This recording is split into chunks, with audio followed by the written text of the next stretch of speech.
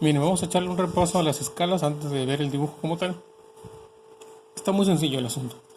Una escala es una proporción entre una representación gráfica y su correspondiente objeto o elemento real. Se representan por dos números. El primer número me indica el tamaño de una medida o de las unidades de medida en el dibujo que yo tengo, y el segundo me indica el tamaño real de la pieza o del elemento. Puede ser escala de reducción o puede ser escala de aumento. Una escala de reducción se usa cuando el dibujo que se está haciendo representa un elemento que excede el espacio de trabajo. Por ejemplo, si yo quisiera dibujar una casa, un automóvil, un barco, un avión, son elementos que exceden por mucho el espacio disponible en mi hoja. ¿Qué es lo que hago ahí o qué es lo que se hace ahí? Una escala de reducción, ¿vale? Puede ser así, 1 a 2, 1 a 10, 1 a 100, dependiendo del tamaño del objeto. ¿Qué significa esto? ¿Cómo lo interpreto? Cada unidad del dibujo es más grande en la realidad. Entonces, como el objeto es más grande, hay que usar una reducción, hay que reducirlo. Puede ser una escala de aumento. Esta se usa cuando el objeto que se va a representar es muy pequeño y hacerle el dibujo a escala natural o tamaño real no permitiría ver los detalles. ¿Qué ejemplos podemos tener aquí?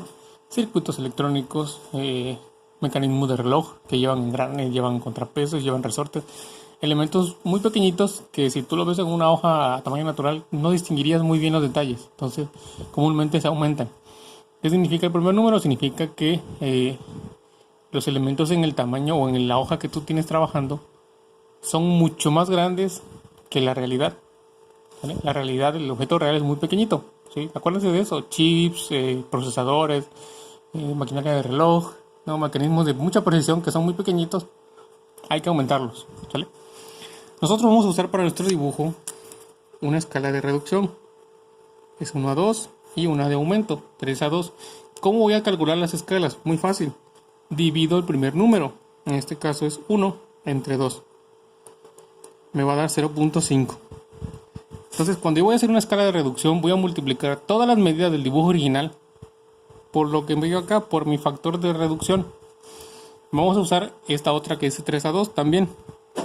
Voy a dividir el primer número entre el segundo. Me va a dar 1.5. Esos van a ser los factores de escala, ¿sí? De aumento o de reducción del dibujo. Todas las medidas del dibujo que les voy a mostrar se tienen que multiplicar por este factor, ¿vale? Primero por este para la reducción, después por este para el aumento. Ahorita vamos a ir viéndolo, ¿vale? Recuerden nada más el número. Para la reducción 0.5, para el aumento 1.5. Ahora miren, aquí está el dibujo que les comenté. Es una hojita, es un rectángulo, ¿vale? Tiene círculos y vemos cómo están acotadas todas las medidas importantes del dibujo. ¿Qué se acotan? Los lados, o sea, los extremos, los bordes del elemento. Vean que el lado plano o los lados planos se acotan por flechas. Esas líneas nunca tocan el dibujo real o el elemento real. Aquí están las dimensiones en milímetros, nada más le ponemos el 80, ¿sale? Son 8 centímetros, 80 milímetros, como ustedes gusten, pero sí pongan el 80. Acá miren, tenemos la acotación de un círculo. Vemos que el círculo tiene que llevar sus marcas de centro, ¿sí? Una pequeña cruz y un cuadrante, unos cuadrantes aquí marcados. Vemos, para no escribir las acotaciones dentro del diagrama, dentro del dibujo, se prolongan líneas punteadas, ¿sí? Acuérdense que son 2 milímetros, 2 milímetros, 1 centímetro, 2 milímetros, 2 milímetros, 1 centímetro. Hay varios tipos de líneas punteadas que se pueden hacer para dibujo. Lo importante es que sean uniformes. Entonces acá está, miren, acotado por fuera de la figura el valor o el del diámetro del círculo, ¿vale? Es un círculo completo, lo correcto o lo ideal es poner el diámetro. Acuérdense que todo va en milímetros.